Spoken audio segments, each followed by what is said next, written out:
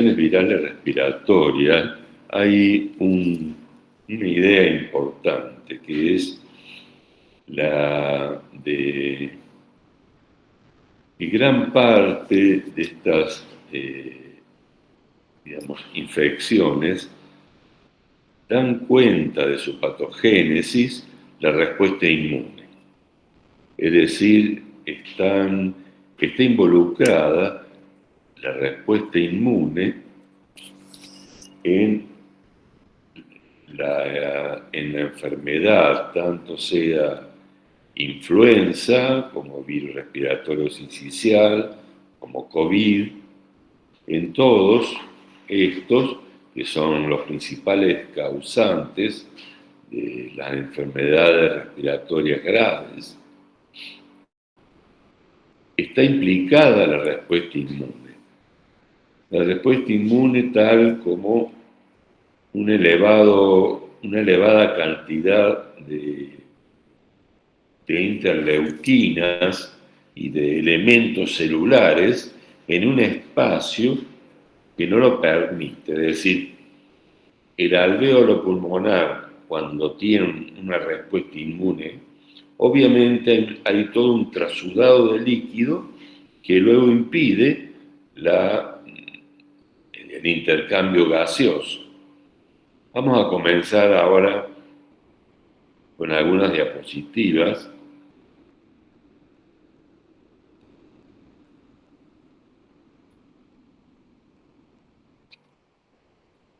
Hola, pucha.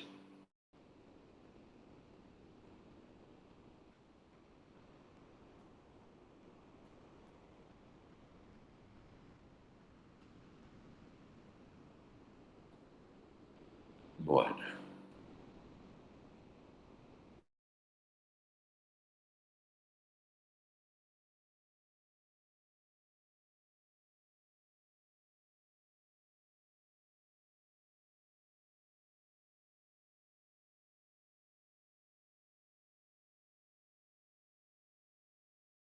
Nacional, que siempre les recomiendo que lo vean, en donde hace referencia a que los virus respiratorios con mayor potencial epidémico y pandémico son justamente SARS, influenza y virus respiratorio sincicial.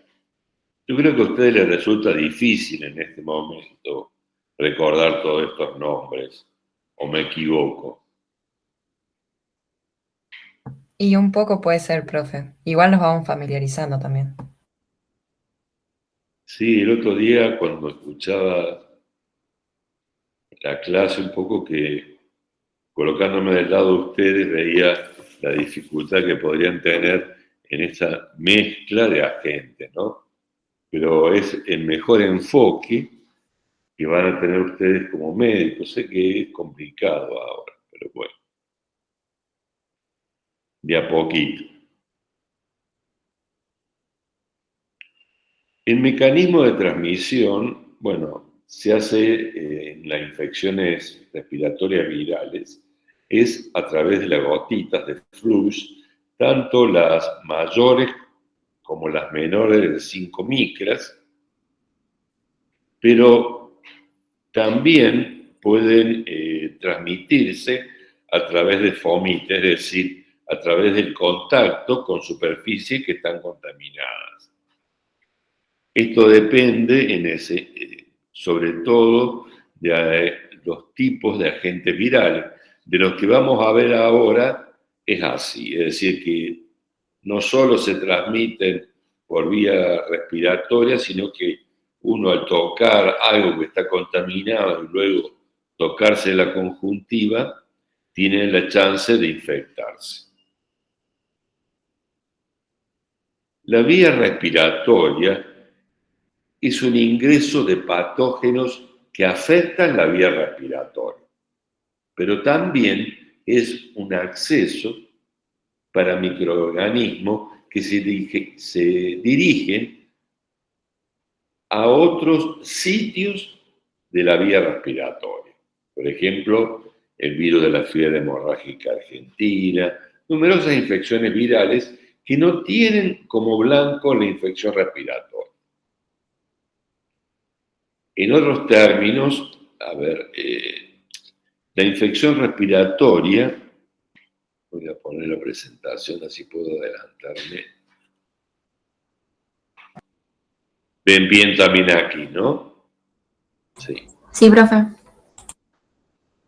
Así me puedo adelantar, estar viendo. Bueno, la infección respiratoria también significa que algunos virus pueden limitarse al tracto respiratorio o pueden extenderse dentro del tracto respiratorio. Otro grupo puede utilizar el tracto respiratorio para diseminarse a otros sitios, por ejemplo, Clamidia citasis, que puede producir la citacosis, en ese caso también afecta al respiratorio, pero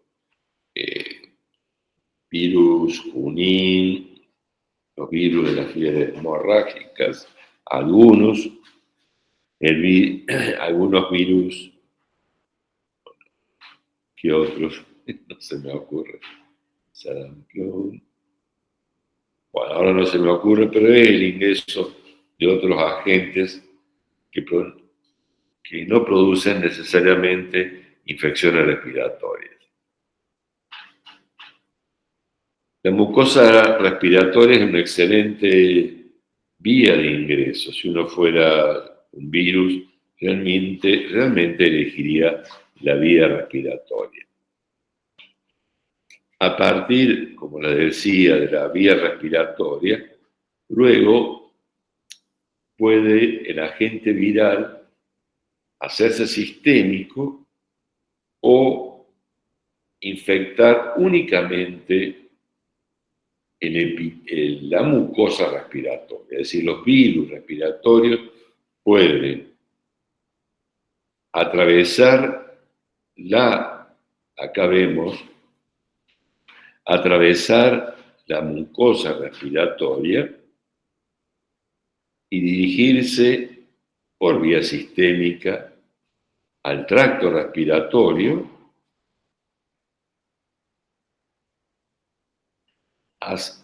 así como pueden diseminarse por el tracto respiratorio. Todo depende de cómo brota el virus, porque estas son células polarizadas, pero bueno, es otra complicación esa para explicar. Es decir, que un agente viral que se multiplica en el tracto respiratorio, en la mucosa respiratoria, puede producir un efecto citopático que uno observa como sincicios celulares, y estas células expresan proteínas de fusión que le permiten fusionarse e ir avanzando sobre la mucosa respiratoria, mientras que otros directamente lo hacen por vía sistémica, es decir, atravesando la mucosa respiratoria. Los modelos de infecciones que vamos a hablar son infecciones agudas, es decir, el agente permanece un tiempo y luego es eliminado. Es decir, las infecciones agudas virales, si las recuerdan, son aquellas que están limitadas al tracto respiratorio. Y en ello, las agudas, son aquellas cuyo agente está un determinado periodo de tiempo y luego desaparece. ¿Por qué es importante esto? Esto es importante en el diagnóstico. También es importante en el diagnóstico el hecho que si el virus se hace sistémico o no. Si el virus se hace sistémico, vamos a tener una respuesta inmune importante, que va a ser utilizada para el diagnóstico. Mientras si el agente viral produce una infección localizada, como es un rinovirus o algún otro virus respiratorio, como vamos a ver, respiratorio sincicial, en fin, es el agente viral aquel que se busca en el diagnóstico. No hay respuesta inmune. ¿Por qué? Porque la evolución de la infección es tan rápida que no permite el montaje de una respuesta inmune, o bien la respuesta inmune es tardía, o bien hay muchos serotipos virales, es decir, muchas variantes serológicas y por lo tanto la respuesta inmune no es fácilmente detectable.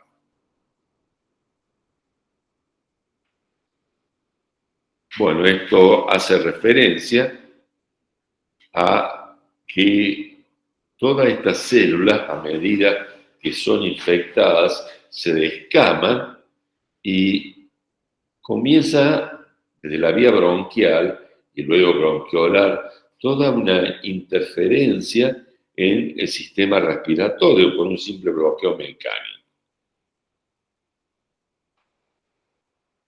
Además, entran muchas de ellas en apoptosis o sufren determinados efectos que les permiten propagarse.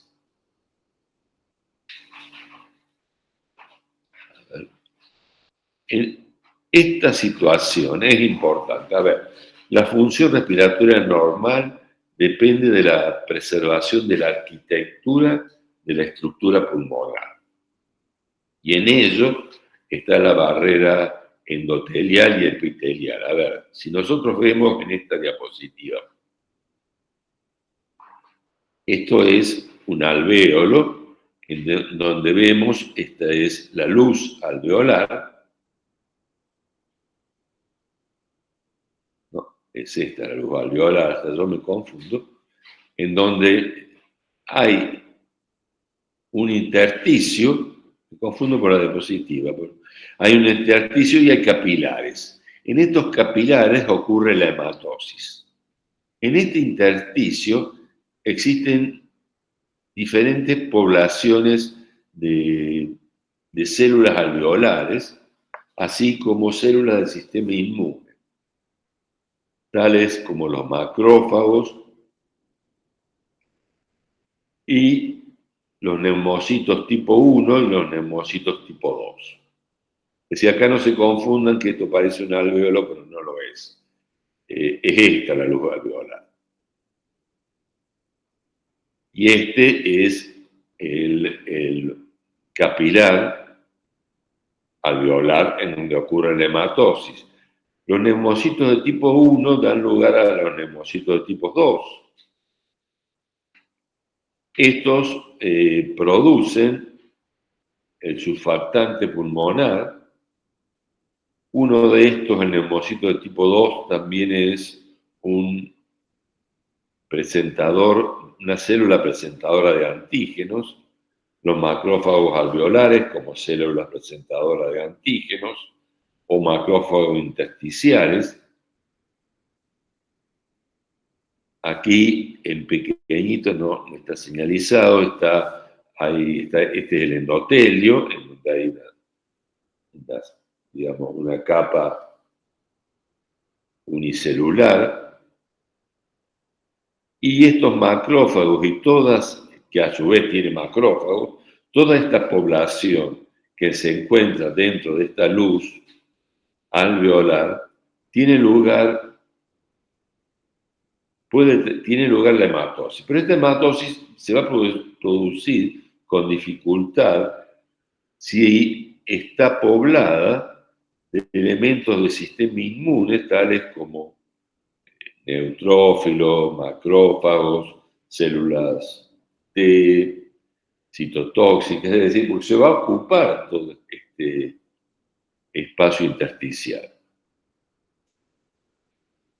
De tal manera que la respuesta inmune va, si bien es necesaria para el bloqueo y neutralización del agente, también cuando se monta en determinados espacios, y hemos visto en meninges, en espacios subaracnoideos. En estos espacios se arma una respuesta inmune que en definitiva termina bloqueando la función respiratoria en este caso. Si bien este espacio es extensible, al bloquearse la función respiratoria ocurre la cianosis y la pérdida de la oxigenación. ¿Vamos bien hasta acá? Sí, profe. Sí, profe. Sí, hoy he dormido poco y estoy un poco cansado. Bueno.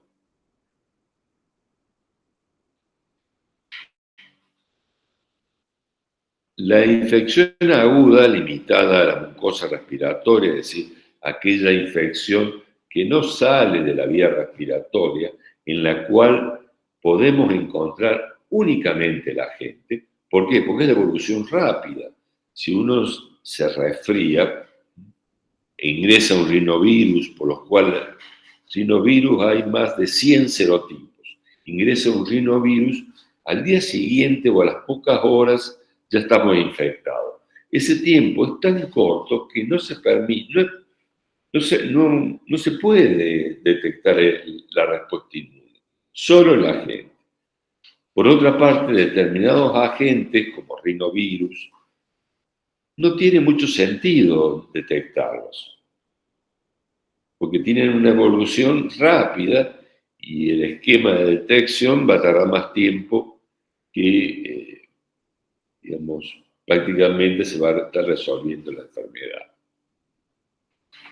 Pero al mismo tiempo, también esta infección aguda, limitada a la mucosa respiratoria, se da por virus influenza A y B, y C, actualmente también el D, es decir, son diferentes serotipos que vamos a hablar de virus influenza, que es el causante de la gripe.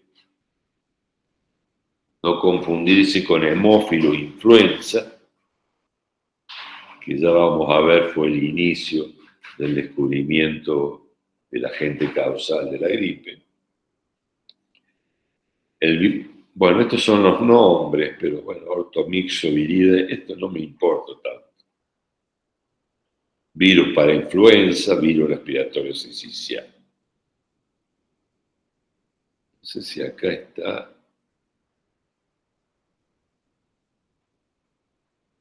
Sí, debe estar. Pero bueno, la detección de estos agentes se hace directamente por aspirado o hisopado faríngeo y una técnica de inmunofluorescencia directa, con un panel de anticuerpos específicos para cada uno de estos agentes. Menos, bueno, bocavirus no se busca, pero bueno, por ahora lo dejemos. Rinovirus tampoco, por lo que hemos comentado, pero sí para influenza y respiratorio sincicial, que falta acá. Virus respiratorio sincicial. Bien.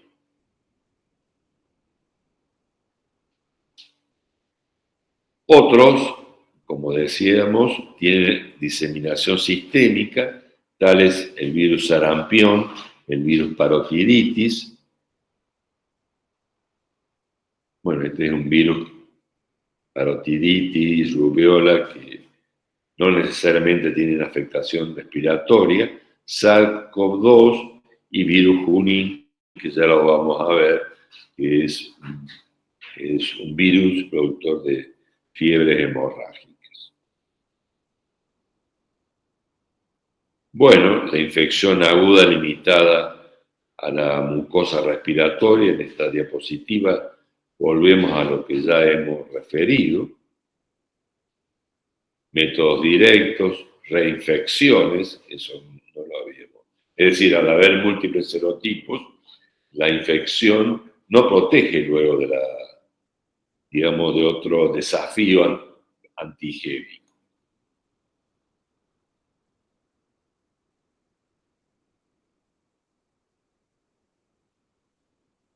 los mecanismos, esta se la voy a enviar porque me parece que por ahí le resulta más simple.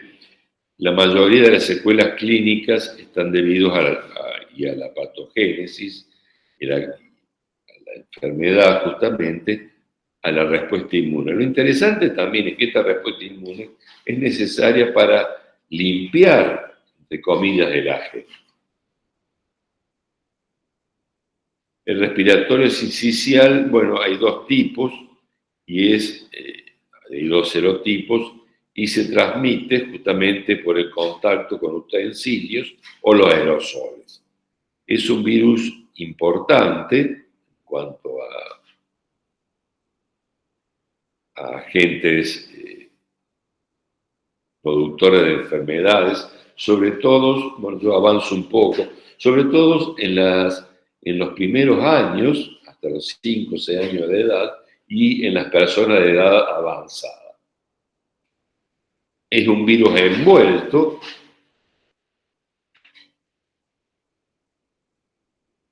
que tiene justamente proteínas de fusión en su envoltura que le permite unirse a otras células, fusionándose y avanzar justamente por el tracto respiratorio y no producir infección sistémica. De tal manera que el método de diagnóstico de este agente son métodos directos. Bueno, esto es, yo lo he ido avanzando en los comentarios, perdón. Esto es para considerarlo. Este es un lumen bronquial y la actividad respiratoria sincicial produce una secreción respiratoria que bloquea este lumen intersticial y por otra parte hay una liberación de determinadas interleuquinas que produce el virus respiratorio que aumenta la contractibilidad de los bronquiolos. Yo después, como estoy avanzando en el discurso, después les comparto, perdón las diapositivas, pero si no, estaba un poco embromado de tiempo con mi tardanza.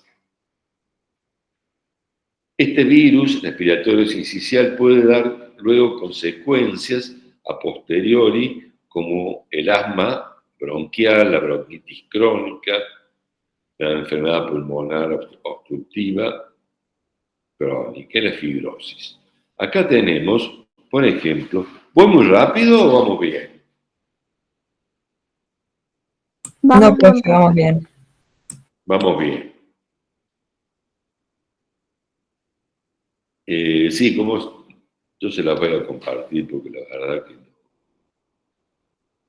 no estamos yendo, estoy avanzando con el discurso, como les dije, más que con la diapositiva. Es decir, acá tenemos la infección, estas son las células de la mucosa respiratoria, la infección por virus respiratorio sincicial. Bueno, acá seguramente no se alcanza a ver, pero produce sincicios celulares, de allí su nombre. La citólisis, es decir, la muerte celular, y también la fusión con las otras células, lo que permite el avance hacia los alvéolos. Por otra parte, muchos virus respiratorios, además del sincicial, exponen receptores para bacterias, lo cual daría origen a otro capítulo, que son las coinfecciones bacterianas en individuos infectados por virus respiratorios. Es decir, que pueden no ser los únicos agentes. En otros términos, una infección viral respiratoria expone receptores que permiten la adherencia de bacterias, dando lugar a una coinfección entre virus y bacterias. En este caso, podemos ver, como hemos referido, que además se producen determinadas interleuquinas que aumentan la reactividad bronquial. Esto lleva a una obstrucción del bronquio. Realmente cuando uno cursa en pediatría y vean a un niño con bronquiolitis, que es la enfermedad más frecuente, justamente porque es el bronquiolo terminal y termina, disminuyendo su tamaño hasta que le impide la ventilación al niño. Y queda en los alvéolos atrapada el oxígeno, el aire, mejor dicho. De tal manera que como está atrapado no puede ingresar más aire. Y el pecho está hinchado y el individuo no puede sacarse el aire de encima.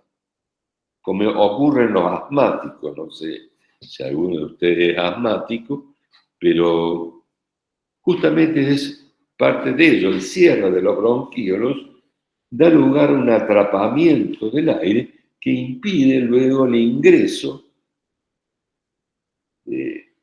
justamente del aire con oxígeno para una ventilación adecuada. Hacen tanto esfuerzo el individuo y los niños que hasta se ve una retracción de los músculos intercostales y del esternón.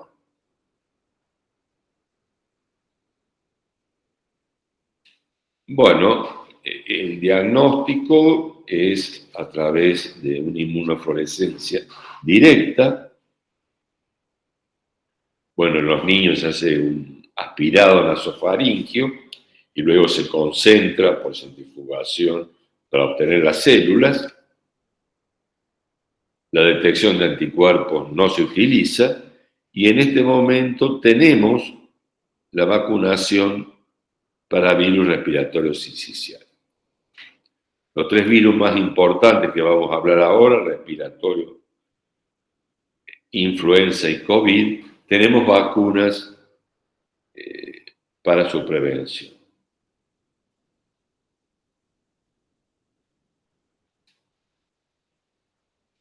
Hay algunos agentes virales que producen infección sistémica a partir de esta puerta de entrada respiratoria.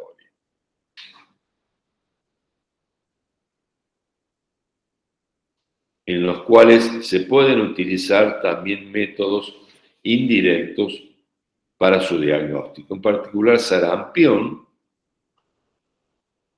Virus sarampión es un virus que produce infecciones graves y que ahora reaparecido en nuestro país, que sarampión estaba controlado, hay un excelente programa de vacunación que ahora obviamente está fallando, en donde en Europa y en otros países estaba circulando y en Argentina no circulaba. Sarampión es una infección grave, sobre todo en desnutridos y en individuos inmunodeprimidos. Uno en inmunodeprimido piensa siempre en pacientes que están recibiendo determinada medicación, que están infectados con HIV, pero son también los niños desnutridos, ¿no? que uno ve ahora todos los conflictos. Tiene hemaglutininas, es un virus envuelto, esto es proteínas de fusión. El sarampión es una infección muy contagiosa. No hay infecciones subclínicas de sarampión. Fíjense, hasta ahora hemos hablado de la posibilidad, iceberg de la posibilidad de infecciones subclínicas, es decir, individuos que se infectan y no se enferman. Aquí, el virus sarampión, cada vez que infecta, enferma. Es como el virus rabia que vamos a ver más adelante. Produce un triple catarro, conjuntivitis, rinitis y bronquitis, y un exantema característico que estamos viendo, que son estas manchas rojas que aparecen también en la faringe.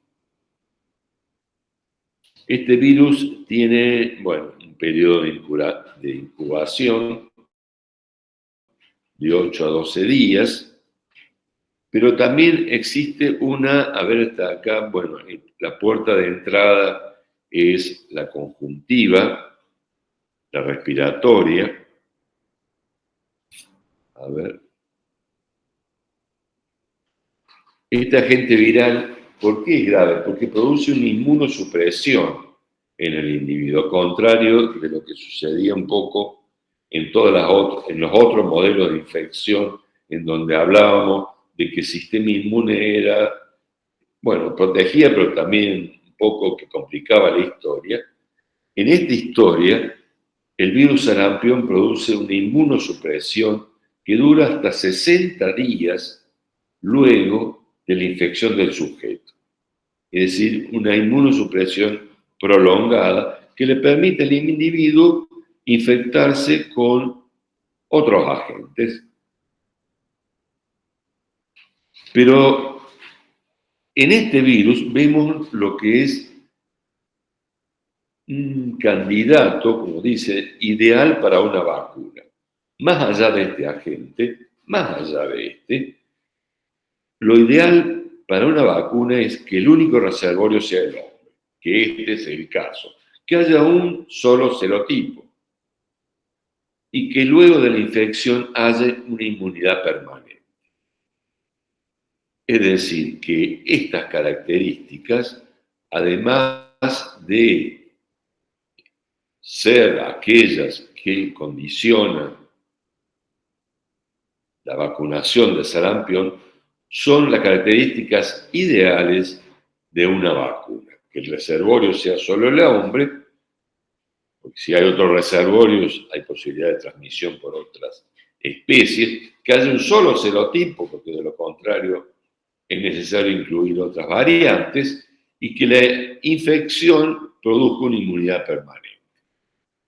No todas las infecciones virales producen una inmunidad permanente, tales así respiratorio sincicial y otros agentes.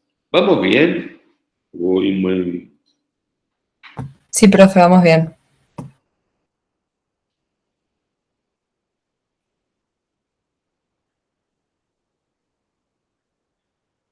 Bueno, esto es lo que hemos referido. Hay una supresión, bueno, de una interleuquina que inhibe la respuesta citotóxica, por lo tanto es un virus inmunosupresor importante. En el año 2000, esta es una línea de tiempo de reaparición del sarampión en Argentina. En el año 2000 se certifica en Argentina la eliminación del virus sarampión. Sin embargo, es decir, no circulaba el virus sarampión.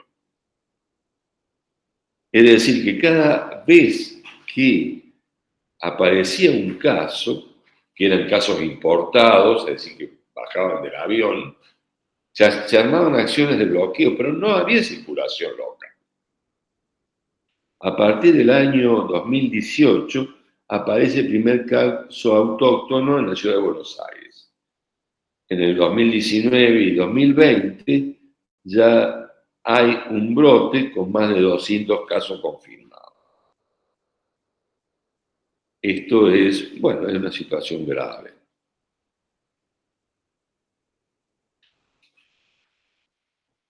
Esto, bueno, en esta infección, cuando apareces, son necesarias todas acciones de bloqueo. Es decir, si apareciera allá en Villa Mercedes, en este caso es útil la vacunación.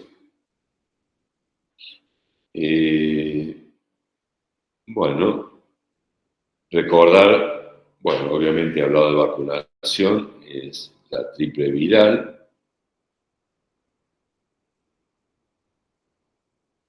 sarampión, parotiditis y rubiola, recuerden. Bueno,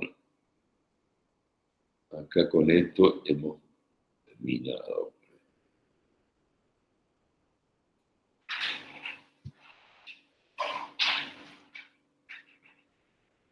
¿Vamos bien? Porque ahora entramos en otros dos temas.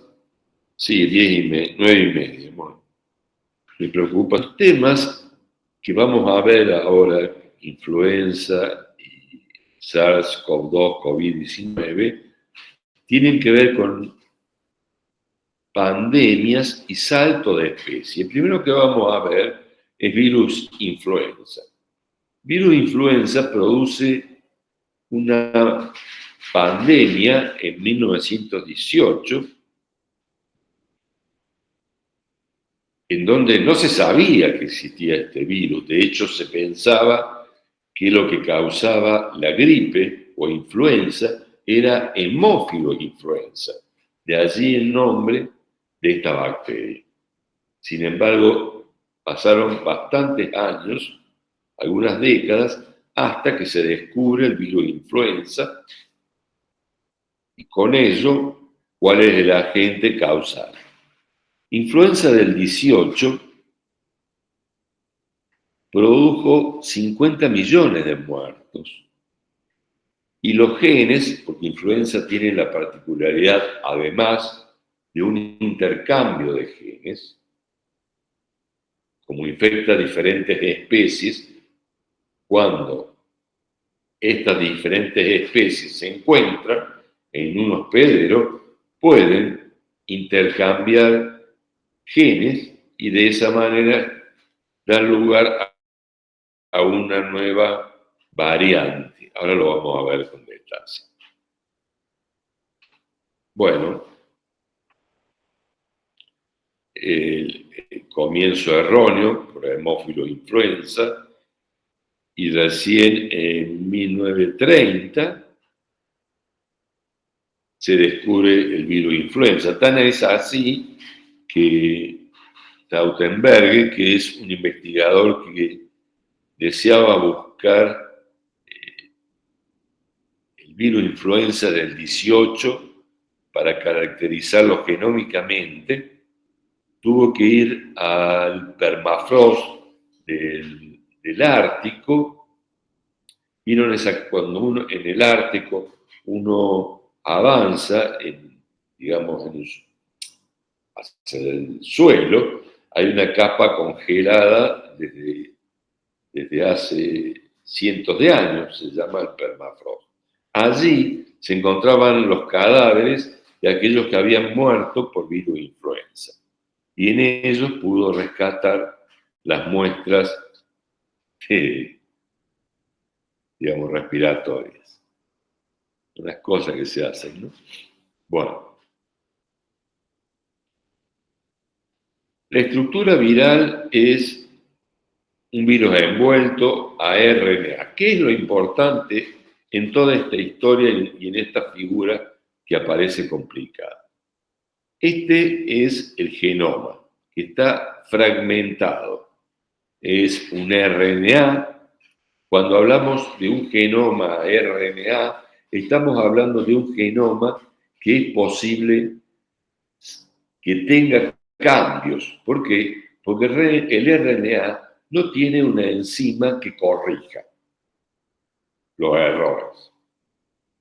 Mientras que los virus ADNA son más estables porque las células suelen tener enzimas que corrigen justamente todo lo que es multiplicación de DNA. Mientras que multiplicación de RNA, no. Aquí tenemos 1, 2, 3, tenemos acá porque hay dos tipos, tenemos 8 genes de virus influenza. Estos genes están separados. ¿Qué quiere decir separados? Que son como cartas de un mazo de naipes, las cuales pueden además recombinarse. Directamente, acá tenemos 8 cartas y pasan las otras 8 cartas a otro hospedero, pero intercambiamos con el vecino un par de cartas, de tal manera que las que tenemos ahora no son las mismas que teníamos. Es decir, ya lo vamos a ver con detalles, pero esto permite el intercambio con otros agentes virales que tienen diferentes genomas, que son virus influenza, y de este modo se producen importantes variaciones en el genoma viral. Este virus tiene dos proteínas importantes codificadas justamente en este genoma segmentado. Una es la hemaglutinina y otra es la neuraminidasa. Estas tienen diferentes funciones. Una le permite ingresar al moco respiratorio y otra le permite, la hemaglutinina, adherirse a su receptor. Bueno, esto ya saben lo que es. Fíjense, a mí me encantó esto porque da cuenta de una imagen en la naturaleza y de qué modo estas imágenes se reproducen también en estructura biológica. Distinta. Miren el centro de esta flor, en donde tenemos, parece, si volvemos al virus influenza, realmente parece un agente viral, o por lo menos yo estoy medio loquito, o es así. Es decir, hay una simetría viral que se produce también en la naturaleza y le podríamos llamar virus influenza, pero bueno, era solo para salir del tema. Virus influenza tendríamos 3 serotipos, el influenza A y el influenza B y el influenza C.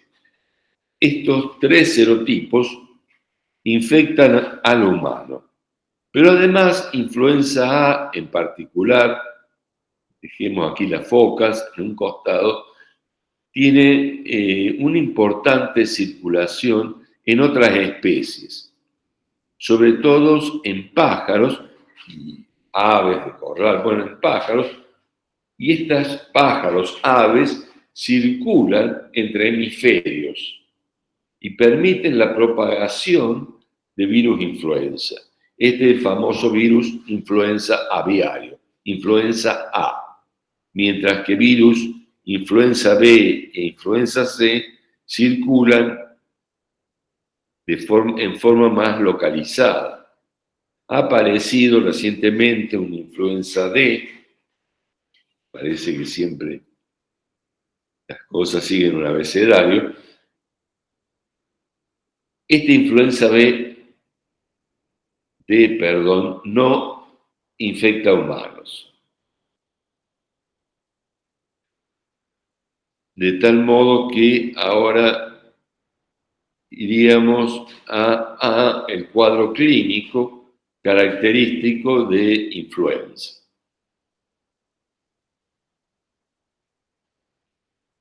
La gripe o influenza tiene un periodo de incubación muy corto. Es por ello que los métodos de diagnóstico son directos.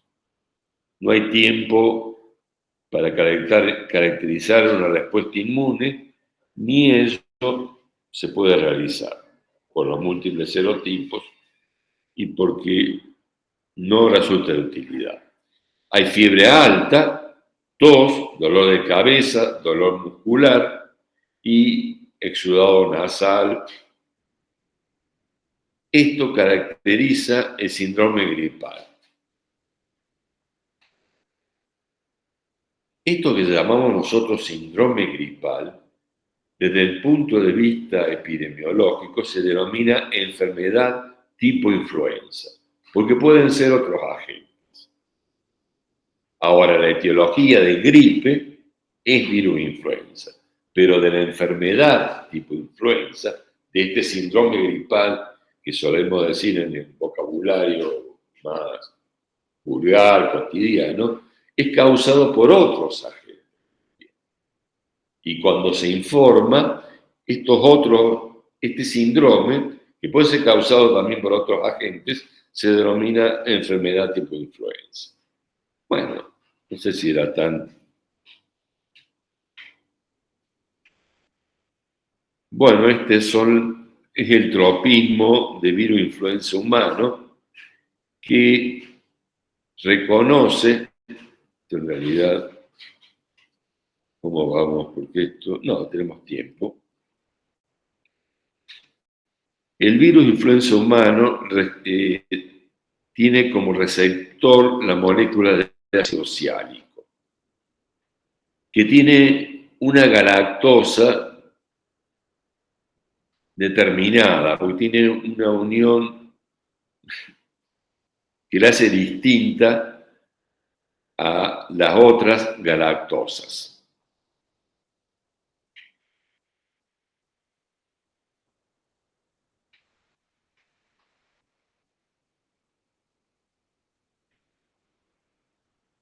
Esta galactosa, este tipo de receptores, se encuentra más en el tracto respiratorio bajo, de tal manera que de forma, digamos, preferencial, nosotros nos infectamos más por virus respiratorios humanos. ¿Por qué? Porque los virus respiratorios, a ver si está acá, aviarios, que hablábamos como intermediarios, tienen como receptores otras moléculas de ácido ciálico que están ubicadas en el tracto respiratorio superior. Y de tal manera no le sería tan fácil infectar al hombre, es decir, este salto de especie. Sin embargo, pueden luego adquirir la capacidad de infectar el tracto respiratorio superior y avanzar. ¿Por qué? Bueno, porque obviamente para avanzar en el tracto respiratorio, primero tiene que infectar el tracto respiratorio superior. No puede dar un salto el virus. ¿Vamos bien? Sí, profe. Yo tenía una duda nada más, porque en el libro había leído que el Sí. influenza C era el único que no afectaba a los humanos.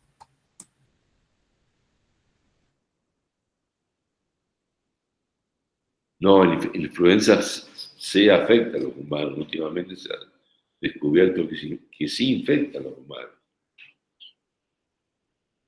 Debe haber un error. Ya me voy a fijar, sí infecta a los humanos. Bueno, profe, gracias. El que no infecta a los humanos, perdón, el que no infecta a los humanos es un virus nuevo, influenza D.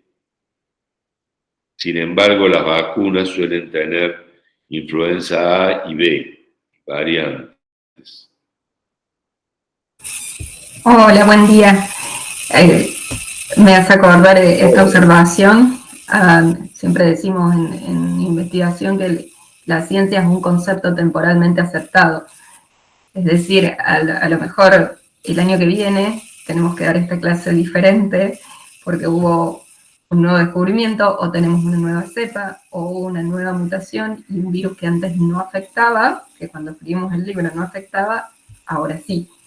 Entonces, digamos, puede haber algún error de tipeo o alguna cosa así, pero también puede ser que, sobre todo nos pasa con los libros que tienen un tiempo más largo de edición, que a veces algunos datos, algunos pequeños datos pueden quedar un poquito desactualizados, en función de la velocidad del avance del conocimiento. Claro, me imaginé Gracias, que era profe algo así. Romil. Gracias, profe. Pero sí, Y quería agregar no, porque sí, que es muy importante esto de cómo afecta a las aves, porque muchas veces afecta aves de corral, es decir, aves de cría.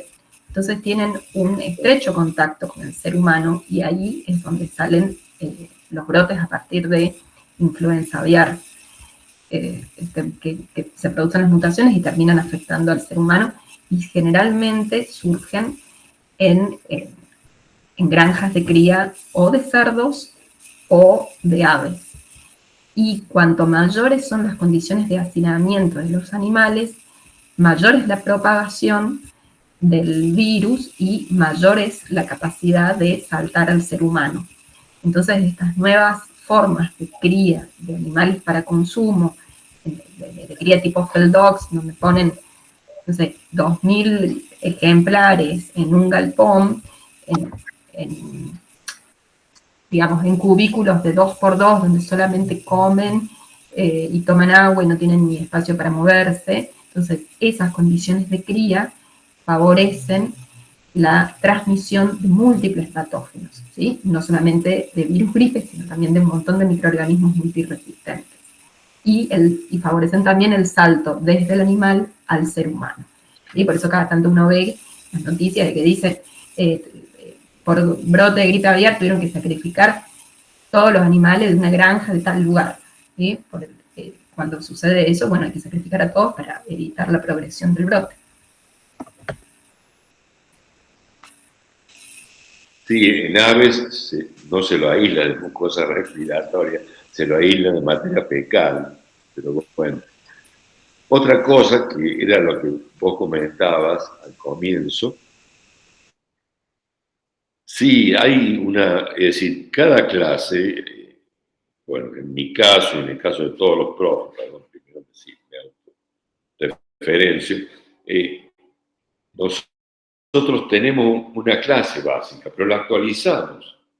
Por ejemplo, influenza D no existía antes. Todo esto está actualizado. Hay algo básico, pero bueno, en el caso de todos nosotros volvemos a revisar los trabajos. Esto no está en los libros, influenza D. Ustedes se fijan, creo que no es bastante nuevo. Es decir, hay conceptos vertidos que son nuevos y esto hablaría también en algunas situaciones de la necesidad de compartir la diapositiva, además de lo que hemos hablado. Pero sí.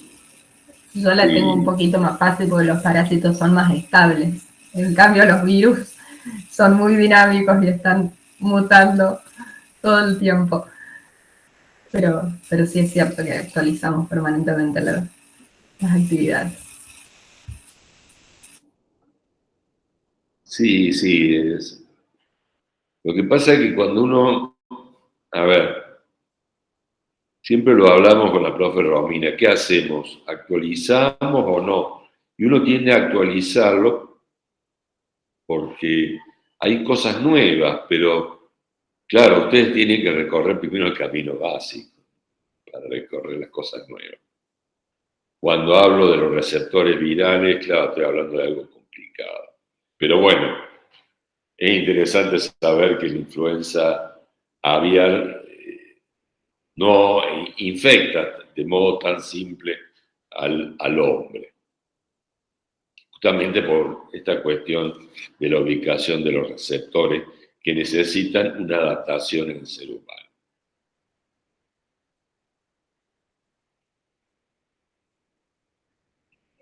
No, acá es lo mismo. Bueno, acá vuelvo a hablar de los receptores, que los virus pandémicos del 18, y acá comenzamos la denominación. Como hay numerosas hemoaglutininas y neuraminidasas, acá esto se complica, que ni las voy a citar, a poner la cantidad, pero hay muchas, se caracterizan por poner el número. Acá no vamos al abecedario, vamos al número.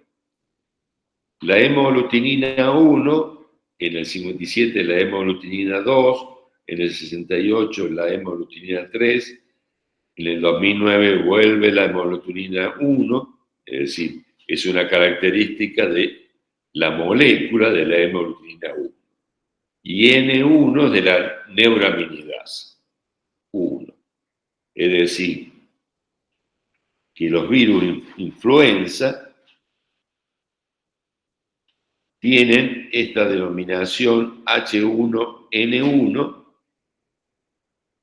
influenza A, debido a justamente esta caracterización que se ha hecho de sus receptores, de la envoltura, que ha caracterizado las cepas pandémicas y de qué manera, fíjense, todavía ahora, bueno, ahora todavía no estamos vacunando con cepas que tienen la hemaglutinina 1, que estuvo circulando desde el 18.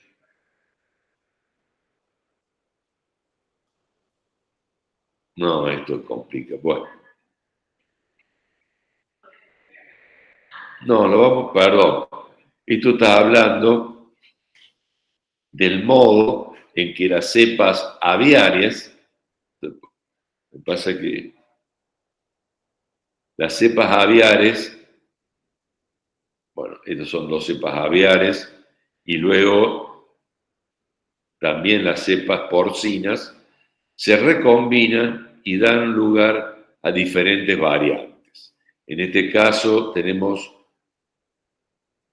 las cepas, bueno, de los patos y de ciertas gallinas que dan lugar a una cepa, bueno, rusa aparte, H1N1, justamente por este intercambio de genes, y luego esta cepa se transmite a un cerdo que con otros tipos de cerdos que tienen otra cepa da lugar a una cepa distinta.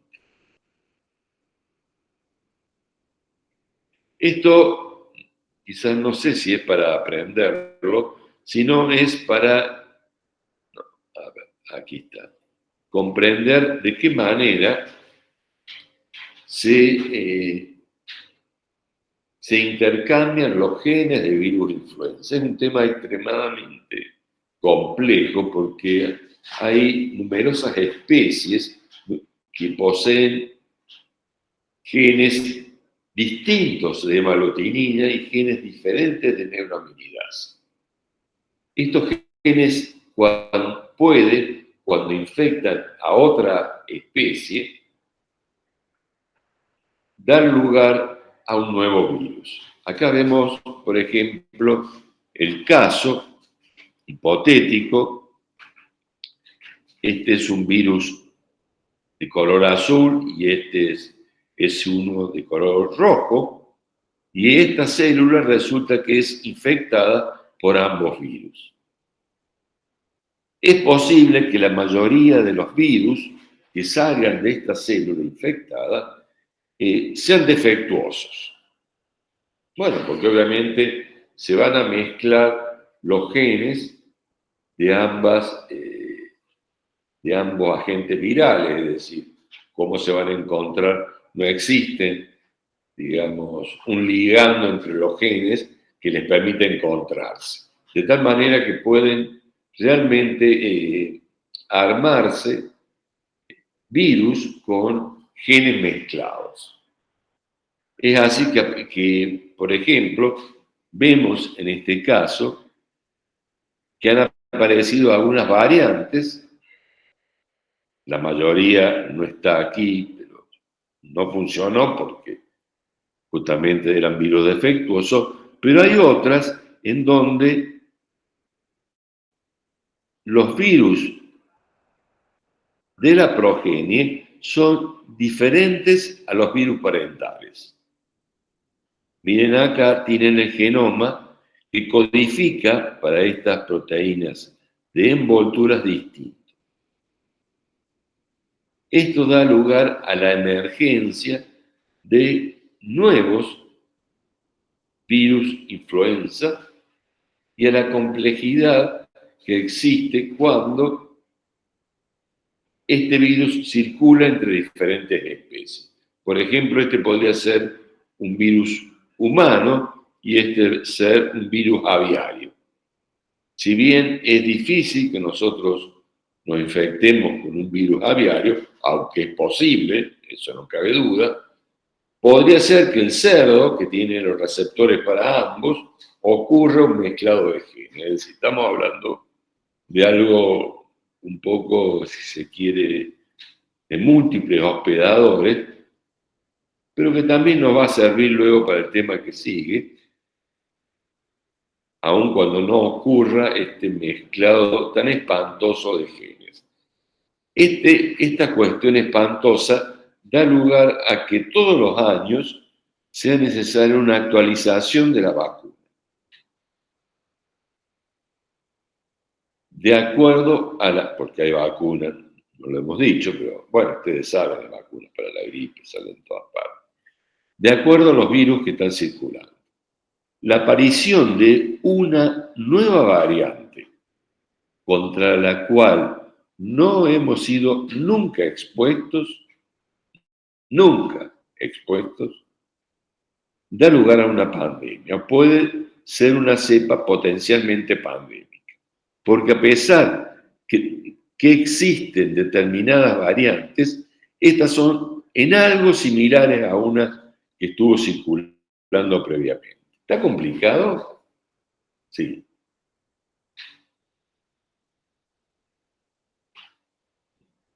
Bueno, no importa. Importa el hecho de que comprendan de qué manera pueden mezclarse los genes. ¿Eso se entiende?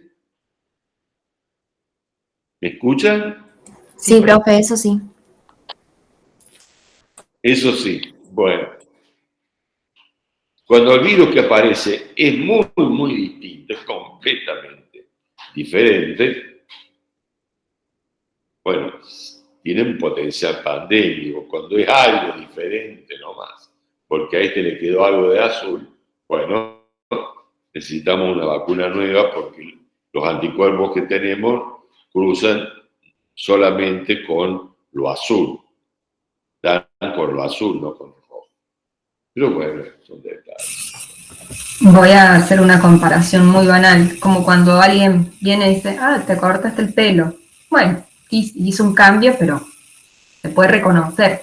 Distinto es si fue a la peluquería, se cortó el pelo, se tiñó, se puso botox, se cambió el peinado, se compró ropa nueva, es, che, pero adelgazó 15 kilos, che, pero qué irreconocible. Bueno, ese es un cambio mayor que genera una pandemia. ¿Sí? O tiene el potencial pandémico. Gracias. Porque para el sistema inmune es imposible de reconocer de tantos cambios que tuvo. Gracias, Romina. Siempre esas comparaciones son muy útiles. Estos se denominan cambios mayores. Ustedes van a leer también cambios menores que se generan por pequeñas mutaciones solamente en determinada zona de la hemaglutinina. Es decir, es como que el individuo ahora, vamos a ver que se ha teñido una partecita nomás del pelo. Pero bueno. Los cambios mayores significan una recombinación, es decir, directamente el reemplazo de todo un gen viral. No hay una mutación, se cambia, pasa el trozo.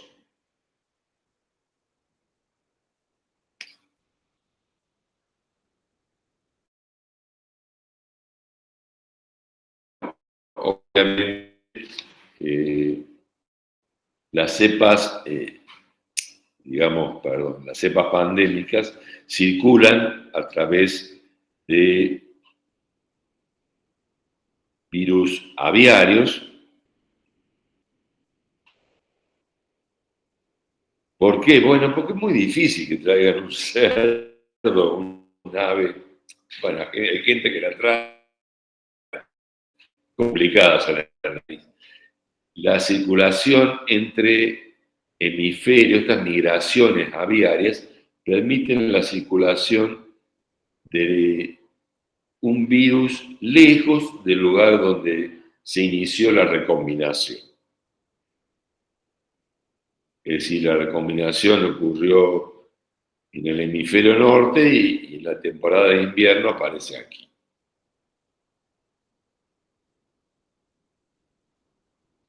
Esto grafica un poco las circulaciones, aviarias. Es un virus complicadito, como hemos visto, ¿no? El diagnóstico, como ya lo hemos comentado, es por métodos directos. Y sí, la vacuna se utiliza, es una vacuna que utiliza dos tipos de virus de influenza diferentes. Fíjense, hay influenza A, pero la multinina y la neuraminidasa, que son por números, que varían, y en esto estamos hablando de un gen completo, son distintas. Y está influenza B, acá no está influenza C, y D menos. Hay un antiviral, que eso sí es de gran utilidad, es el oseltamivir, que es un inhibidor de la neuraminidasa. Bueno. Aprovecho para hacer una observación con el Sí. oseltamivir. Sí. Tiene mejor respuesta terapéutica cuando se inicia el tratamiento dentro de las primeras 48, 72 horas de iniciado el cuadro. Y no tiene indicación en todos los pacientes, sino que se lo damos a pacientes que tienen algún factor de riesgo. Por ejemplo, son asmáticos, son pacientes con un daño pulmonar previo, por ejemplo, por EPOC, son pacientes obesos, que se sabe que tienen peor pronóstico y peor evolución, o pacientes diabéticos, cardiópatas. Entonces, esos son los pacientes mayores de 65 años, esos son los pacientes con indicación de oseltamivir. Pero si viene un paciente joven, sano, sin ninguna comorbilidad, que ayer tuvo fiebre y tiene un poco de congestión, ese paciente de lo único que tiene indicación es de reposo en casa, ¿sí? Entonces, no se le da oseltamivir a todos los pacientes. Los mismos pacientes que tienen indicación de vacuna tienen indicación de oseltamivir, excepto personal de salud que por el riesgo de exposición tenemos indicación de vacunación anual para gripe, también para COVID, pero bueno, sí, sin lugar a dudas para gripe. Bien, no tanto porque nosotros podamos hacer formas graves, sino porque si nosotros nos enfermamos tiene un alto impacto en el sistema de salud. En momentos de brote, de pandemia, en algunos brotes hemos tenido el 25% del personal afectado de carpeta médica. Entonces eso te detona el sistema de salud. Y además porque actuamos también como transmisores. Y entonces, transmisores hacia pacientes susceptibles. Por eso es la indicación de vacunación anual. Y yo les pregunto, ¿qué le van a decir ustedes a los pacientes si el paciente viene y dice, no, pero yo ya me vacuné para gripe hace 3 años, cuando me puse la vacuna de neumonía, ya me vacuné para gripe? ¿Qué le decimos a ese paciente? ¿Se tiene que volver a vacunar o alcanza con esa vacuna que se puso hace 3 años? Y se tiene que volver a vacunar. Se tiene que vacunar todos los años, exactamente. Y el otro paciente que te dice, yo me vacuné, pero me enfermé igual. Igual tuve fiebre, me tuve que quedar en cama, esa vacuna no sirve para nada. ¿Qué le decimos? ¿Cómo lo convencemos de que se vuelva a vacunar?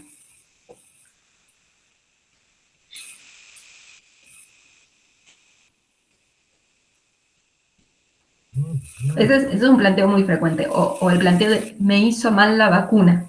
Me puse la vacuna y tuve gripe por la vacuna. Esa es otra cosa que nos dicen con mucha frecuencia. ¿Cómo lo convencemos al paciente de que se tiene que vacunar? Y que no en todos los pacientes es iguales, que pueden reaccionar algunos más fuertes, otros más leve, pero que la vacuna en sí cumple su función. Claro, que no va a evitar la enfermedad en sí, sino que la va a hacer como más leve, por así decirlo. Exactamente. Eso, algunos pacientes hacen como un síndrome gripal leve post-vacunal, digamos, un poco que dura generalmente 24 o 48 horas y resuelve. Las vacunas tienen como principio que debieran ser inocuas, no debieran producir ningún daño en el receptor, pero bueno, estos que son a virus atenuados pueden dar alguna sintomatología leve, ¿sí? Y es esperable. Y respecto a lo que dicen los pacientes de me enfermé igual, hay 2 cuestiones ahí para analizar. Primero, que hay un montón de virus respiratorios que dan un síndrome tipo influenza, que no necesariamente son influenza, ¿sí? Entonces, a lo mejor lo que tuvieron fue un rinovirus, no un virus de gripe, no un virus de influenza. ¿Sí? A lo mejor tuvieron un COVID, no una influenza, pero los síntomas son iguales y la gente en la jerga dice me gripé. ¿Bien? Entonces, eso es una primera observación.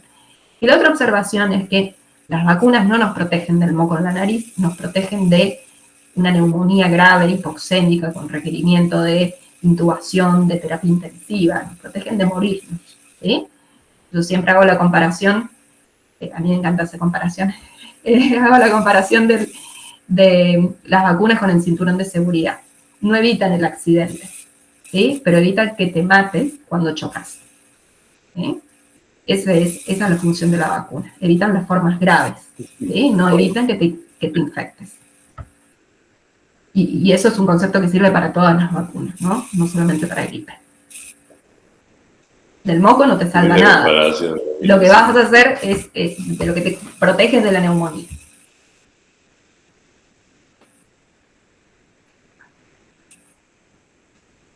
Una hermosa comparación has hecho. Mira, siempre haces esas comparaciones. Genial, está buenísimo.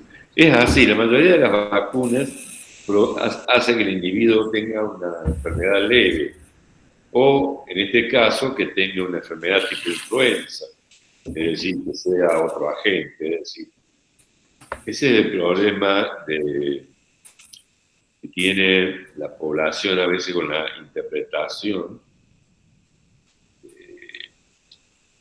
de lo que sucede luego de la vacuna y da lugar a que otros individuos no se coloquen la vacuna. Sucedió mucho en COVID.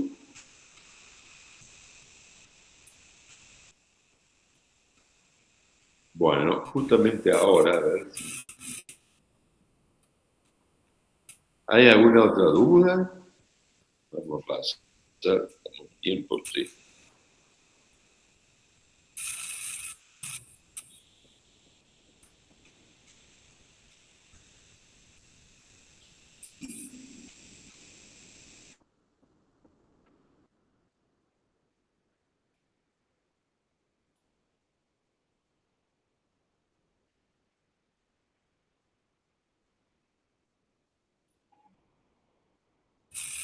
Yo tengo una última duda, profe. A este paciente que viene con tos, con moco, con fiebre, que le hice un test rápido para influenza y me dio positivo, ¿qué antibiótico le puedo dar?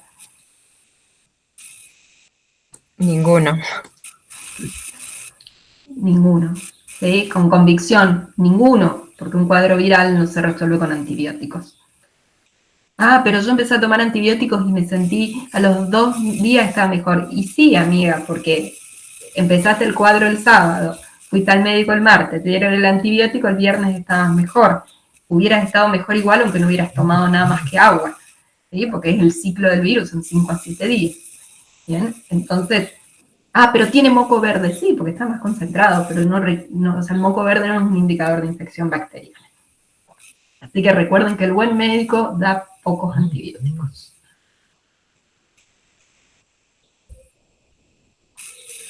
Yes.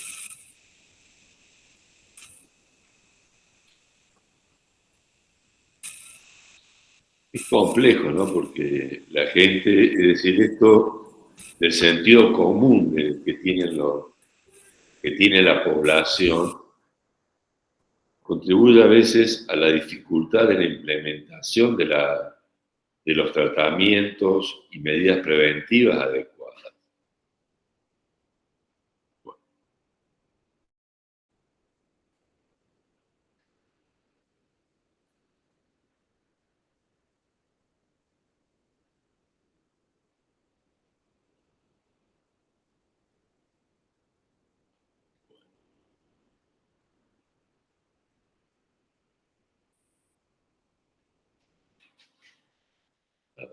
Ahora,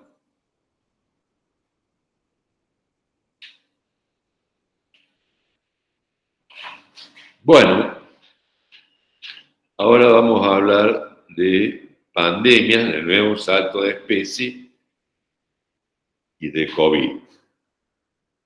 Justamente esta mañana estaba leyendo, fíjense, una actualización que me parecía interesante de los hospederos, pero un artículo medio malo. Bueno, el comienzo, ustedes saben que fue, bueno, muchos de estos brotes, aparecen en China por el contacto estrecho con los animales, entre los animales de granja y los individuos. Pero la verdad es que no lo sé por qué, porque acá también muchas veces están en contacto estrecho. Sinceramente no lo sé. Pero sí sé que en este mercado había, además de aves, había otros mamíferos. Bueno, las aves no son mamíferos, pero había otras especies animales, otros mamíferos como murciélago, pangolín, bueno. Este aparece y hace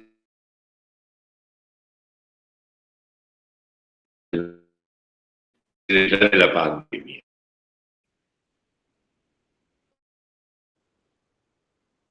Este es el ejemplo de un coronavirus nuevo que provino de otra especie, es decir, algo similar a lo que hablaba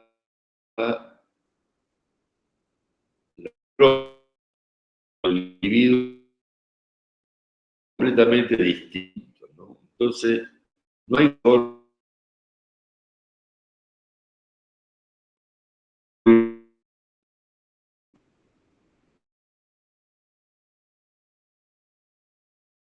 cepa pandémica. Y esto se da sobre todo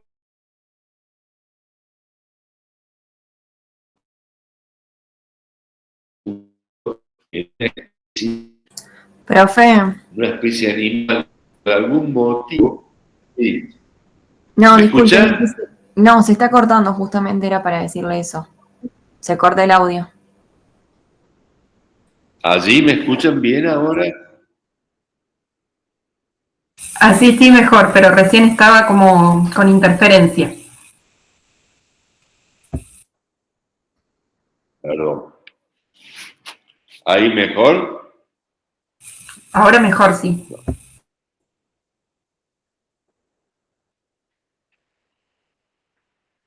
Pero no estamos con muchos problemas.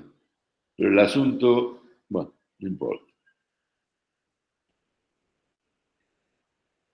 Bueno,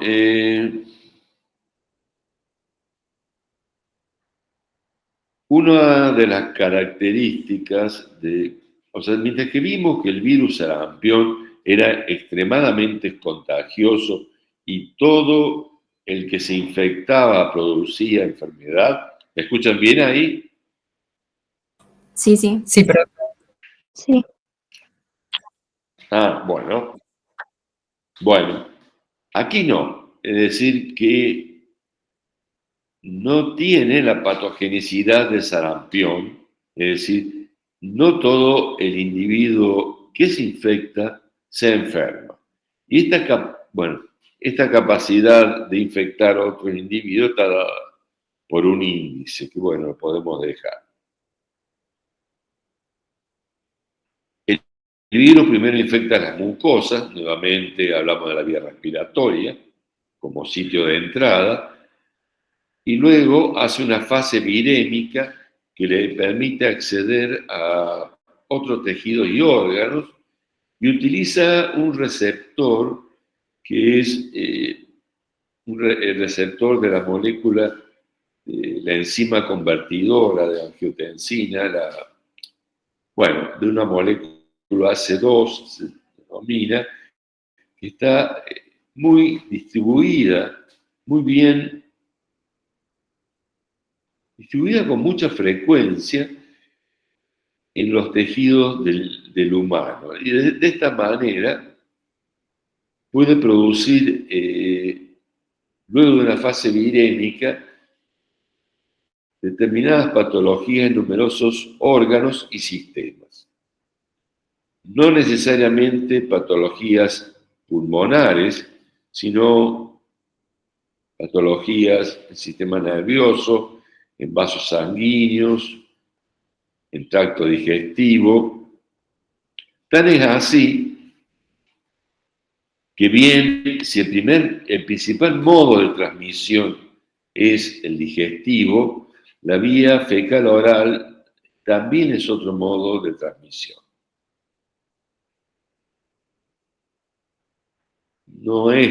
Probablemente no es que se debe replicar algo en mucosa del tracto digestivo, quizás tenga que ver algo con el ingerir las secreciones respiratorias. Incluso este virus, ustedes recuerdan, permanecía en superficies inanimadas y se transmitía cuando uno tocaba estas superficies y, por ejemplo, se rascaba el ojo, obviamente con el individuo a través de la secreción respiratoria.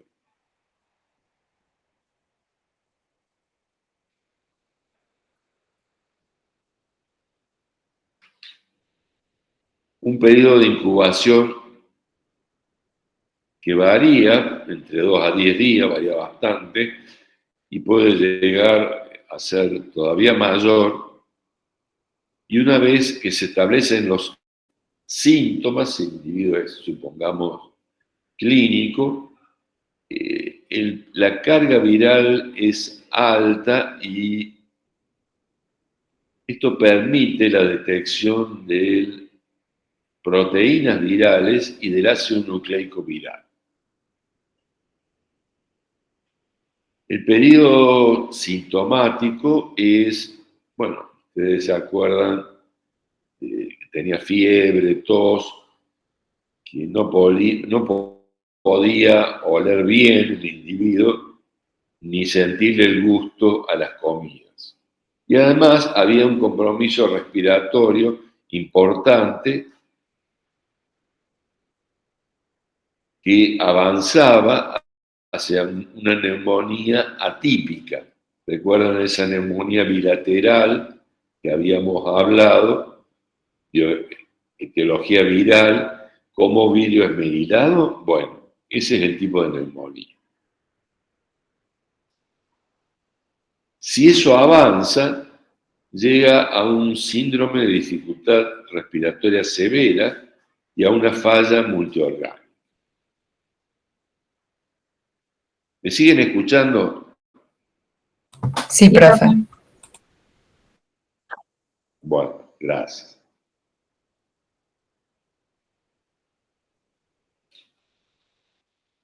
Bueno, aquí sí está. Bueno, acá están justamente vemos el esquema patogénico. En este caso están las células,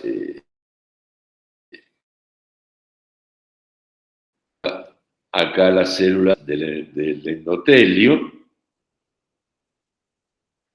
las células endoteliales, el tráfico celular, ya para las células, justamente para que el hematíes realice el intercambio gaseoso. Y en este caso, en este ejemplo, en esta figura, vemos que el individuo se infecta con este agente, el cual ingresa, por ejemplo, por los neumocitos de tipo 2, los cuales son células presentadoras de antígenos, y también por estos más achatados, que daban luego origen a los dos, que son los 1, neumocitos de tipo 1, por aquí debe haber también macrófagos alveolares, aquí le permite ingresar al espacio intersticial y luego infectar a las células endoteliales, que a su vez también eliminan citoquinas, y toda esta producción de citoquinas lleva, como en algunos casos anteriores hemos referido, a un síndrome de inflamación alveolar y a un exudado alveolar que es debido a una, si se quiere, una tormenta, dicen, de citoquinas, pero quizás más avanzada, pero sí a una ocupación del espacio alveolar que daría lugar a la disnea.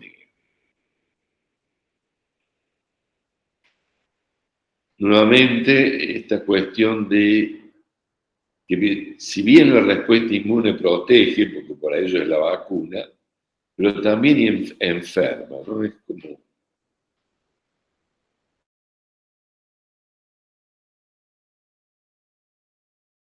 Son situaciones un difíciles de comprender. Quizás el primer ingreso está bloqueado por anticuerpos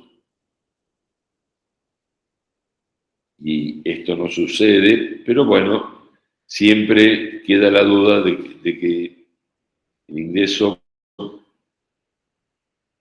por qué uno y no el otro, produce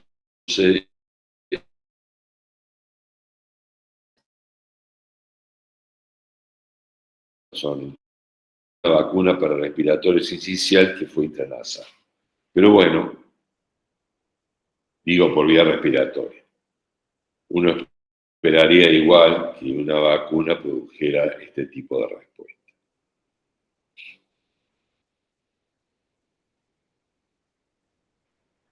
Bueno, hay todas manifestaciones, acá son dos gráficos, que los tomé de, no, esto es de una publicación, por eso están en inglés.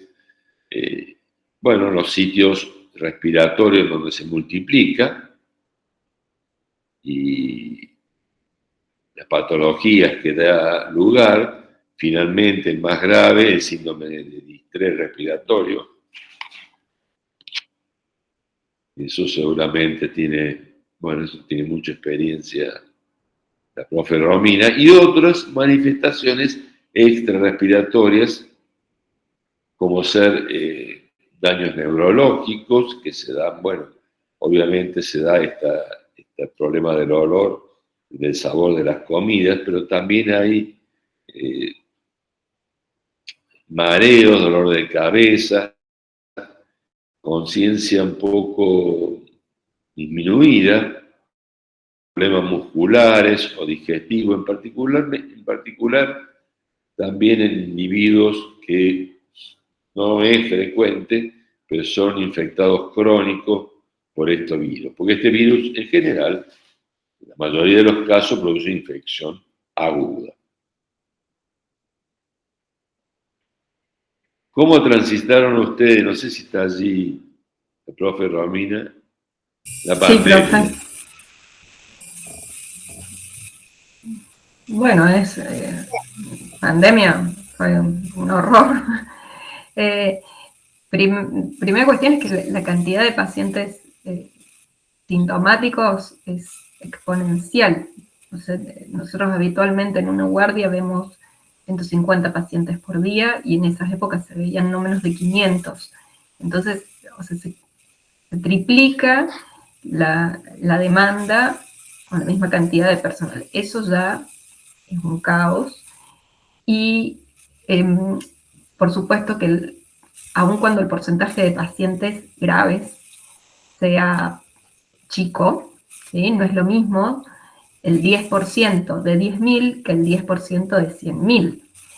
Entonces, cuando vos tenés 100.000 infectados, el 10% es un número muy importante de pacientes que van a tener cuadros graves, que necesitan respirador, que necesitan apoyo ventilatorio, y que tienen, porque no solamente tenían la hipoxemia, sino que también tenían un fallo multiorgánico.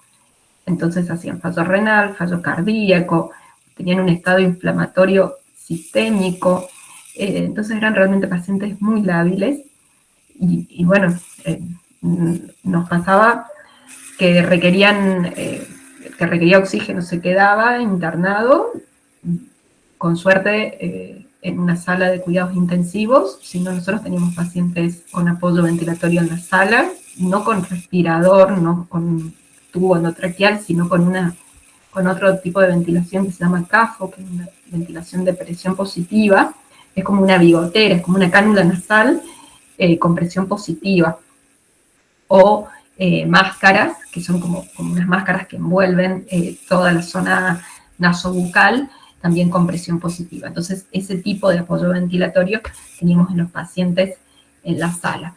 Pero bueno. ¿Qué quiere decir presión positiva, perdón? Claro, que ejerce una presión sobre el alveolo suficiente como para que el aire ingrese aún cuando el alveolo está inflamado. Pero bueno, se manejan, se programan, la programación de esa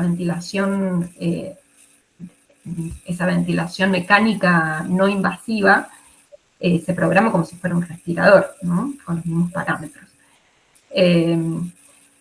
Bueno, eran pacientes, bueno, muchas veces había que tomar decisiones difíciles de qué paciente, cuando ya la capacidad hospitalaria estaba colapsada, qué paciente seguía en el hospital o qué paciente mandábamos a la casa y lo citábamos en 24 horas, ¿no? El que no requería oxígeno no estaba bien, pero tal vez podía esperar en casa, ¿sí?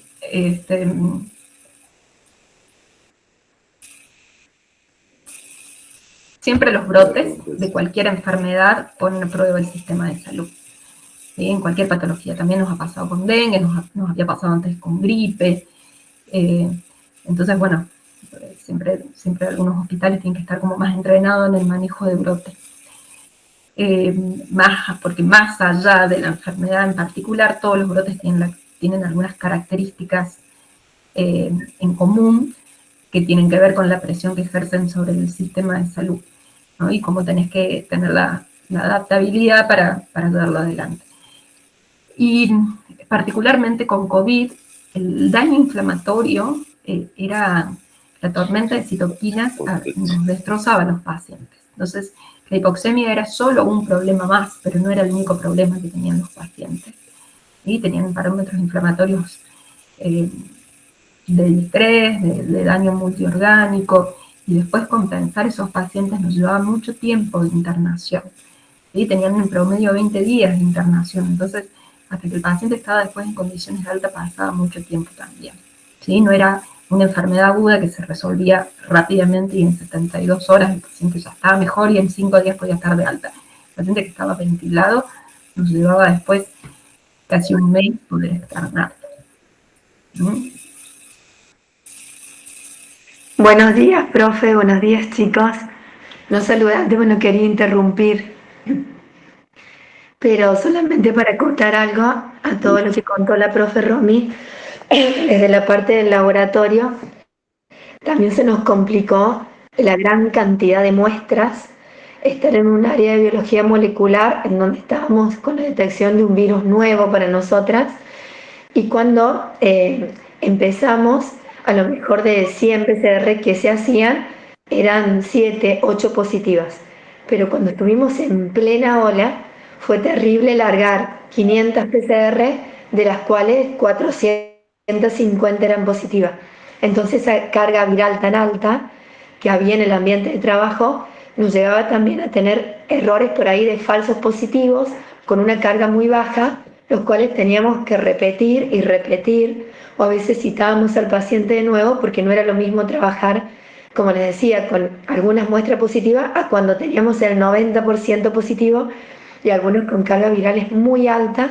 Entonces, más allá de hacer los controles y todo, era desgastante terminar y tener que volver a repetir esos positivos que nos daban con carga bajita, así que también fue muy duro esa parte del diagnóstico. También en un momento, nosotros, pero creo que también se estipuló a nivel nacional, llegó un momento de la pandemia que solo hacíamos diagnóstico etiológico en pacientes que quedaban internados. Los otros pacientes, el que venía con síntomas, se lo daba por positivo. ¿Sí? Eso se llama positivo por nexo epidemiológico, así se lo notifica. ¿Sí? El paciente que dice, sí, toda mi familia está igual, sí, mi mamá tuvo COVID y yo estoy con gripe, bueno, esto es COVID, ¿sí? Porque si tenés el 95% de las muestras son por COVID, probablemente esto sea COVID. Y eso es un concepto que se usa en todos los brotes. Llega un momento que cuando pasa un límite de que la mayoría de las muestras son positivas, bueno, a partir de ahí ya se seleccionan qué muestras se hacen estudios microbiológicos y los otros, el diagnóstico es clínico epidemiológico. Siempre, por supuesto, en el paciente que requiere internación, en el paciente más grave, se va a hacer diagnóstico etiológico, se va a hacer el hisopado, el PCR, pero no en el paciente ambulatorio. Ahora Y en el Instituto de Virología, sí, No, perdón, profe.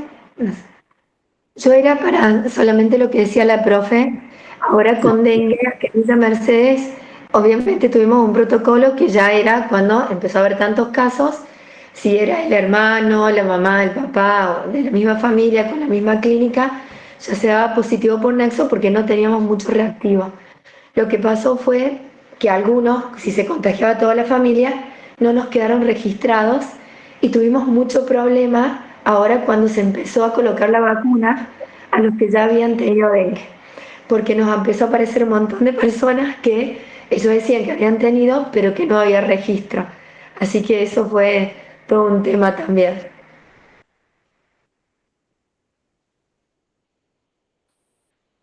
en el instituto se rearmó la parte de la arquitectura del instituto para armar justamente laboratorios de contención que fuera posible trabajar con COVID.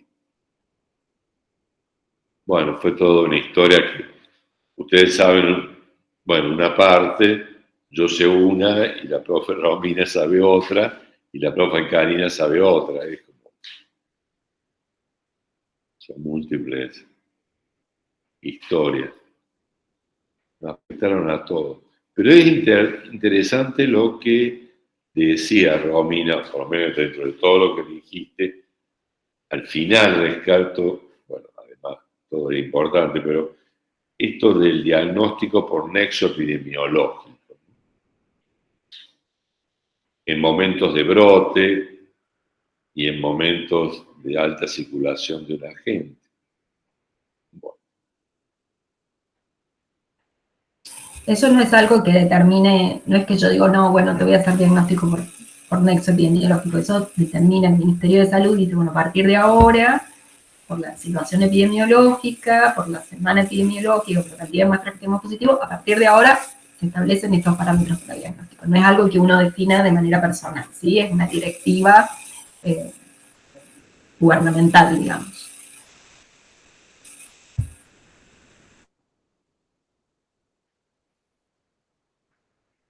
Bueno, es un virus RNA, tiene envuelto, nuevamente tiene la proteína más importante de la envoltura. Siempre, a ver, esta es otra idea importante. La protección contra un virus está dada por las proteínas externas, no está dada por las proteínas internas, sino por lo que está afuera. Lo que está afuera es lo que con más frecuencia ve el sistema inmune. ¿Me escuchan bien? Sí, profe. Bueno, menos mal. Y dentro de lo que está afuera, en este virus, hay una proteína en forma de espiga, llamada spike proteína S. Contra esta proteína se genera la respuesta inmune protectora. De tal manera que una de las cuestiones era lograr, es decir, la respuesta inmune protectora es aquella capaz de neutralizar el agente, es decir, de bloquearlo. Por ello, luego las vacunas se realizan sobre todo con esta proteína S. Con esta proteína, mensajero, bla, bla, bla. Esto, bueno, esto es un modelo que es importante por ahí repasar. Este es el agente viral, esta es la membrana celular y esto es el citoplasma. Esto es el SARS que se une a la membrana y luego fusiona membranas e ingresa, finalmente libera su ácido nucleico, que es traducido a proteínas.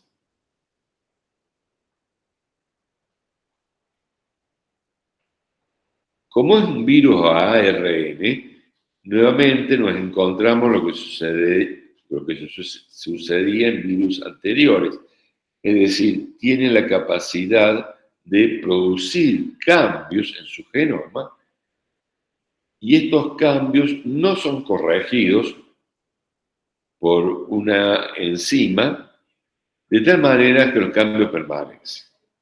Y esto da lugar a posibilidades de encontrarnos con diferentes agentes, diferentes, que pertenecen, bueno, al mismo SARS-CoV-2, pero que codifican distintas proteínas. Porque se producen mutaciones, acá no recombinaciones.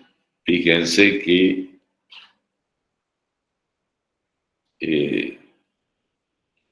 se produce, la tasa actual hay de 1 a la menos 3 sustituciones nucleotídicas por sitio y por año. Es decir, en realidad, acá está más claro, hay una sustitución en el genoma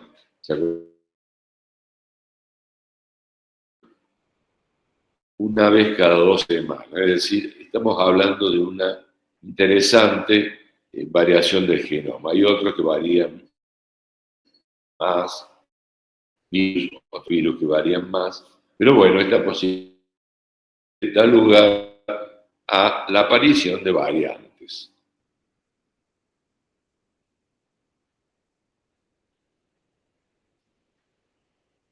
Bueno,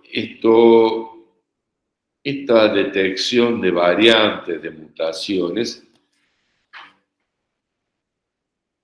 es importante de caracterizar porque las mismas pueden dar lugar a infecciones con enfermedades más graves, con la situación que la vacuna ya no proteja. Por ejemplo, aquí vemos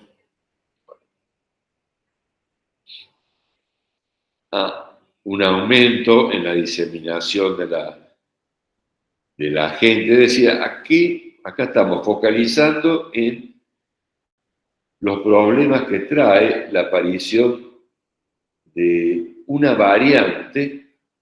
En general son múltiples mutaciones, nucleótidos que se van acumulando y en definitiva aparece un virus algo distinto. Y ese virus algo distinto se denomina variante, la que puede aumentar la transmisibilidad o ser un escape frente al desafío de una vacuna, por lo cual es necesario una vigilancia genómica importante. De hecho, acá están algunas de las variantes, y a las variantes, alfa, beta, el lugar de origen y las características principales. Por ejemplo, la alfa apareció en Reino Unido, tiene mayor transmisibilidad, y la Omicron, que es una de las últimas, tiene alta transmisibilidad y múltiples sublinajes. Bueno, estamos hablando complicado, pero los sublinajes dan lugar, es decir, estamos diciendo que a la vez de la variante hay otras variantes algo diferentes, pero no tanto. Bueno, hay variantes dentro de subvariantes dentro de la Omicron que están circulando ahora. Bueno. Ven ustedes que cada agente viral es, bueno, las bacterias también. Cada agente es un mundo aparte, pero en estos mundos hay cuestiones que se repiten, es decir, que le permiten a ustedes moldear un pensamiento para utilizarlo en nuevos agentes virales. Por ejemplo, el virus de la viruela monkeypox, el virus de la viruela simiana, que apareció recientemente, que es una transmisión del virus de la viruela del mono al humano. El virus de la viruela humana se radicó en la década de los 70, de la Tierra se fue, no existe.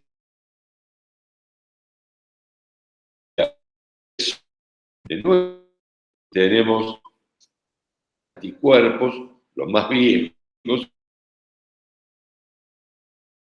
que antes se vacunaba. ¿Qué quiero decir? Ustedes pueden aplicar esta urdimbre de modelos para utilizarlos en el estudio de otros agentes.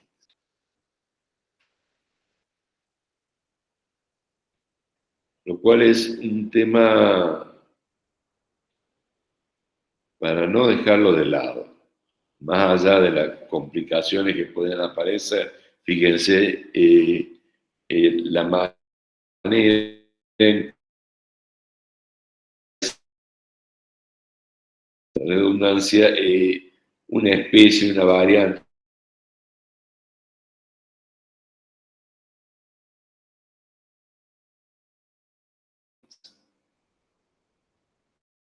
El diagnóstico. Bueno,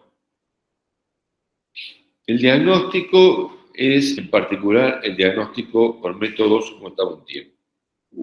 Nos fuimos. Sí. Bueno, es el diagnóstico por métodos directos. Qué bacán. Mira, casi las 11. Perdón. El diagnóstico, sobre todo el diagnóstico de la infección aguda, es por métodos indirectos porque los anticuerpos tardan unos cuantos días en aparecer y ya no nos resultan de utilidad para el diagnóstico de la infección con enfermedad aguda. Vamos a ver si es la diapo que sigue, creo que sí. Esta. En esta, que bueno, acá encontré, me pareció. Bueno, esta es una cinética de antígeno-anticuerpo. Esto es lo que uno tiene que aprender de todos los agentes. También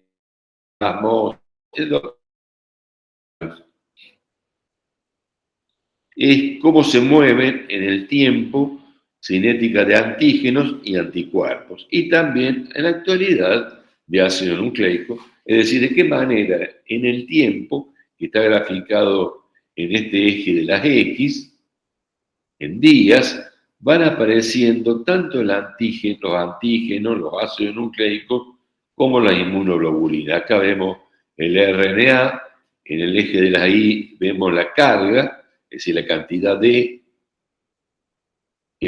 acá es el día cero, el día en que aparece, el día cero en donde aparece el individuo, se infecta, ese es el día cero. Bueno, acá está como el tiempo de inicio de los síntomas, por eso está un poco corrida la curva, pero bueno, la curva sigue siendo una buena cinética de antígeno-anticuerpos.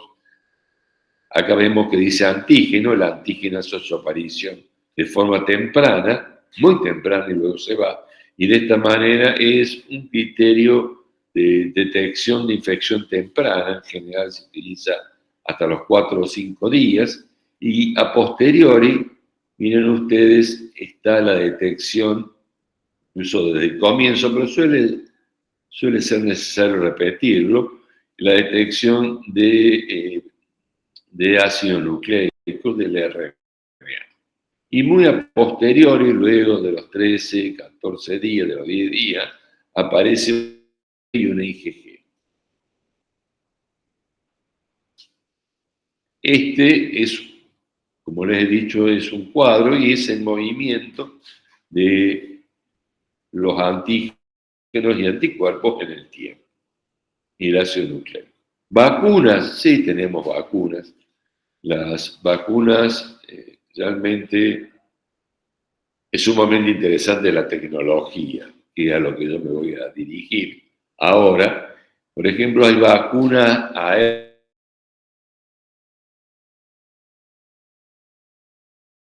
se utiliza que se disparan dentro, que contienen el ARN mensajero de la proteína S, lo que es traducido en proteína S dentro de las células y dispara la respuesta inmune. Imagínense una vacuna mensajero, es decir, es difícil. Uno puede imaginarla a virus y bacterias atenuados, es decir, se los calma un poco, pero a mensajeros es más difícil.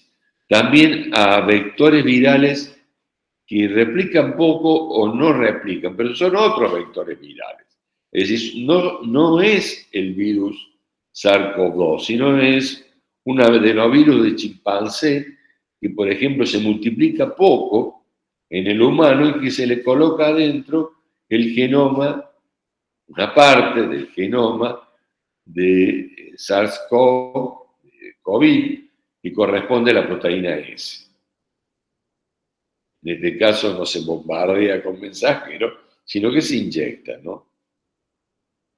Es decir, hay un virus que lleva, es como una mochila terrestre, ¿no? Que entrara, por ejemplo, de Romine, que entrara al individuo. Es un extraterrestre que lleva consigo un genoma de la proteína S. También, obviamente, está lo clásico, las vacunas a subunidades proteicas, es decir, con partes del agente viral, que es más fácil de comprenderlas. Claro, mucho más fácil que entender que un virus se le ha reemplazado el genoma y que se replica poco y el virus pertenece a otra especie. Es decir, algo medio como... Acá es directamente, son partecitas del agente viral o son vacunas inactivadas, lo que fue histórico en la vacunación. Lo cual es quizás más fácil de comprender, es decir, si son inactivadas, en teoría el virus se multiplica poco o no se multiplica. El virus, sí, el virus. Estaba pensando en alguna bacteria, porque también las tenemos. Pero bueno. No sé si tienen, bueno, después ya llega el final, si tienen alguna duda.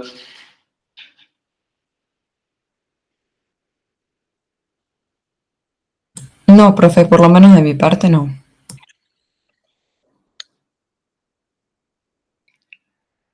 A mí me interesa muchísimo estas cuestiones de vacunas a mensajeros. Resulta difícil de pensar, porque aparte el ARN, a diferencia del ADN, cuando trabaja en el laboratorio, es muy poco estable, es decir, hay que tener un cuidado enorme, ¿no? Porque no, que acá se utiliza en una vacuna, realmente son cuestiones o vectores virales que no pertenecen a los humanos. Bueno,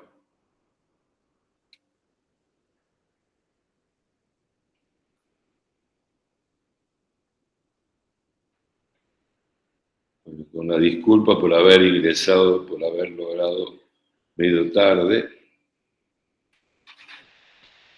Acá estoy en el laboratorio, miren qué lindo microscopio que tengo. Un microscopio centenario. Yo no veo la imagen, profe, creo que es por el internet, o no sé si es mi internet, que anda medio mal. No, sí, justamente iba a decir, no se ve. No se ve. Bueno, perdón. Entonces, bueno, no se ve. No se ve. No, bueno. Es uno, ahí lo ve.